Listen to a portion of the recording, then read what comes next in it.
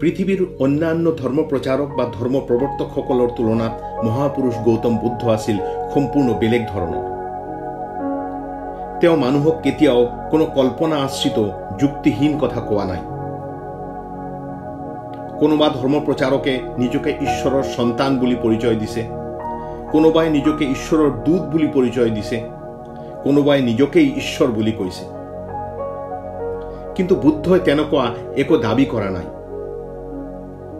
গৌতম বুদ্ধই নিজকে তেওঁৰ সত্য উপলব্ধিৰ আধাৰত মানুহৰ সন্মুখত উপস্থিত কৰিছিল।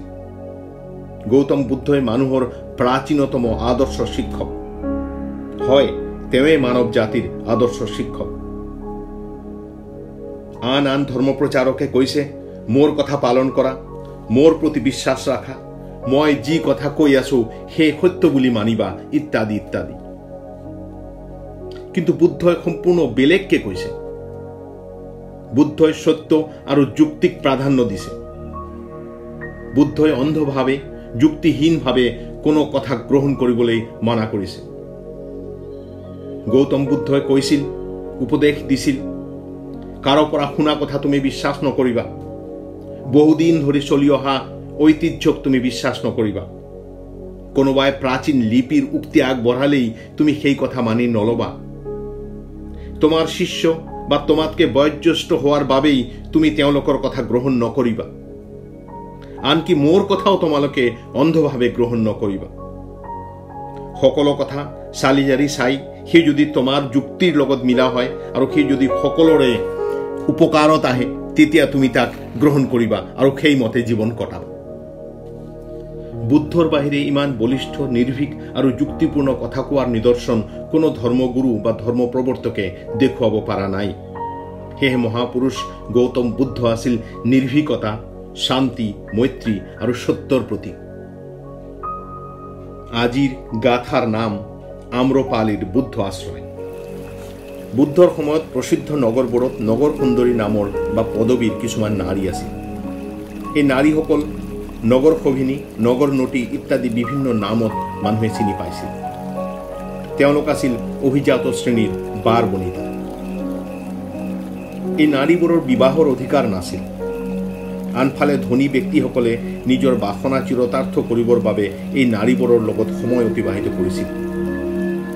বহুতো ৰজা মহাৰাজাও নিয়মিতভাৱে এই নাৰীসকলৰ ওচৰলৈ অহা যোৱা কৰিছিল। এই নটীসকল ৰূপ আৰু গুণত অগ্ৰগণ্য আছিল, কিন্তু এওঁলোকৰ লগত সমাজৰ সাধাৰণ নাৰীসকলে বৰ এটা মিলামিছা নকৰিছিল।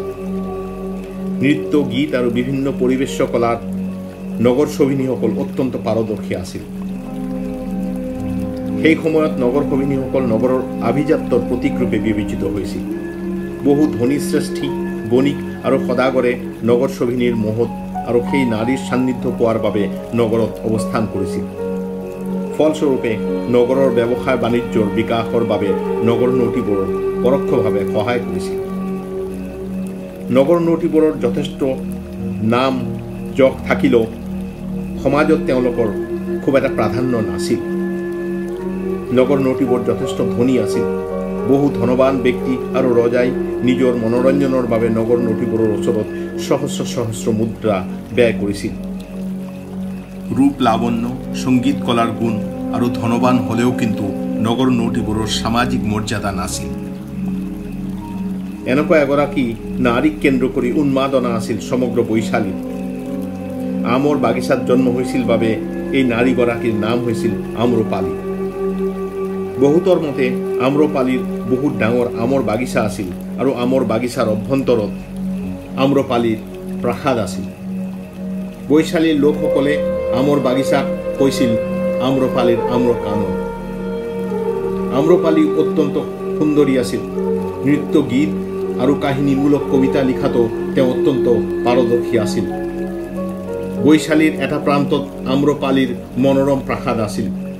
প্ৰাসাদৰ প্ৰৱেশ পথত আছিল সুউচ্চ তোৰণ, ফুলৰ বাগান, বিলাসী বিভিন্ন মূৰ্তি আৰু সৰোবৰ আছিল প্ৰাসাদৰ অভ্যন্তৰত। প্ৰাসাদলৈ ৰাজা মহাৰাজা সকল আহিছিল ধনী বণিক তথা সদাগৰসকল। আম্ৰপালিৰ ৰূপ আৰু নৃত্য সংগীতৰ আকৰ্ষণতেই তেওঁলোকে সহস্ৰ সহস্ৰ মুদ্ৰা ব্যয় কৰিছিল। নগৰৰ প্ৰধান বাৰ বনিতা আম্ৰপালি বিপুল ধন ঐশ্বৰ্যৰ অধিকাৰিণী আছিল। নগৰৰ ধনী ভোগ বিলাসত মত্ত থকা ব্যক্তিসকল আম্ৰপালিৰ ওচৰত আহিলেও সাধাৰণ মানুহে আম্ৰপালিক ঘৃণাৰ চকুৰে চাইছিল। সমাজত আম্ৰপালি আছিল অনাদৃতা, সৰ্বত্ৰ তেওঁৰ প্ৰৱেশ অধিকাৰ নাছিল। ধন ঐশ্বৰ্য নৃত্য গীত ধনী মানুহৰ সান্নিধ্য সকলো বস্তু এটা সময়ত অৰ্থহীন বুলি অনুভৱ হ'বলৈ ধৰিলে আম্ৰপালিৰ। ক্লান্ত অৱসন্ন হৈছিল আম্ৰপালিৰ মন। কোনো বস্তুৱে আম্ৰপালিৰ ভাল নলগা হ'ল। বহু ধনী ব্যক্তিক আম্ৰপালিয়ে লগ নিদিয়া হ'ল। সাধাৰণ মানুহেও আম্ৰপালিক গ্ৰহণ নকৰে, বাৰ বনিতা বুলি ঘৃণা কৰে। নিঃসংগতা আৰু হতাশাত আম্ৰপালি অস্থিৰ হৈ পৰিছিল। বুদ্ধই তেখেতৰ ৮০ বছৰ বয়সত ভিক্ষুসকলৰ দ্বাৰা পৰিবৃতা হৈ আম্ৰপালিৰ আম গছৰ ছাঁত বহি বিশ্ৰাম কৰি আছিল। খবৰটো আম্ৰপালিয়ে পোৱাৰ পিছত তেওঁ উন্মাদিনীৰ দৰে দৌৰি ওলাই আহিছিল প্ৰাসাদৰ বাহিৰলৈ। যি বাৰ বনিতাক সকলোৱে ঘৃণা কৰে, ধনীসকলে অকল ভোগৰ সামগ্ৰী বুলি গণ্য কৰে, সেই অভাগিনীৰ কাননত আজি আহিছে কৰুণাময় ভগৱান বুদ্ধ। বুদ্ধৰ পদযুগল সাৱটি ক্ৰন্দনত ভাঙি পৰিল আম্ৰপালি। প্ৰভু, মোক আশ্ৰয় দিয়া, মোৰ অশান্ত মনক তোমাৰ জ্ঞানেৰে শান্ত কৰা, মোক পথ দেখুওৱা বুলি কৈ কৈ আম্ৰপালিয়ে বুদ্ধৰ চৰণ সাৱটি কান্দিবলৈ ধৰিলে। আম্ৰবনত বহি বুদ্ধই আম্ৰপালিক শুনাইছিল বুদ্ধৰ অমৃত বাণী। বুদ্ধৰ উপদেশ শুনি আম্ৰপালিৰ মন ভৰি গৈছিল। মনৰ পৰা সকলো গ্লানি দূৰ হৈছিল। শান্ত হৈছিল আম্ৰপালিৰ মন। জীৱনত মুক্তিৰ পথ বিচাৰি পাইছিল আম্ৰপালিয়ে। উপদেশ শুনাৰ পিছত বুদ্ধৰ ৫০০ ভিক্ষুৰ সৈতে বুদ্ধক আম্ৰপালিয়ে নিজৰ প্ৰাসাদত নিমন্ত্ৰণ জনাইছিল। বুদ্ধই সন্মতি জনাই কৈছিল যে তেখেত আৰু ভিক্ষু সংঘ আম্ৰপালিৰ অতিথি হ'ব।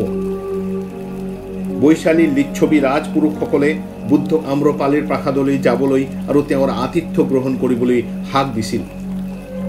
লিচ্ছবিসকলৰ অভিজাত ৰাজপ্ৰসাদ থাকোঁতে বুদ্ধ কিয় বাৰ বনিতাৰ অতিথি হ'ব? কিন্তু বুদ্ধই লিচ্ছবিসকলৰ অনুৰোধ প্ৰত্যাখ্যান কৰিছিল। বুদ্ধৰ ওচৰত আছিল সকলোৱে সমান। ৰজা, পতিতা, ধনী, নিৰ্ধনী সকলোৱে এক।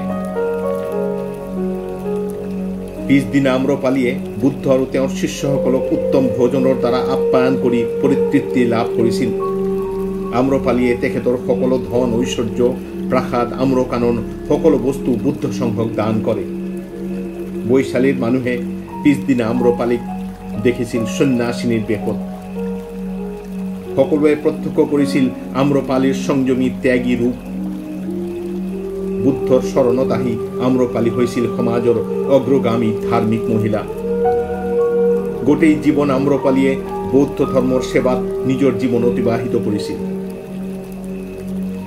আজি বুদ্ধ কথা ইমান। বন্ধুসকল, যদি এই কথা গাথা আপোনালোকৰ ভাল লাগিছে তেতিয়াহ'লে এই গাথা আৰু কথা আনকো শুনাব, শ্বেয়াৰ কৰিব।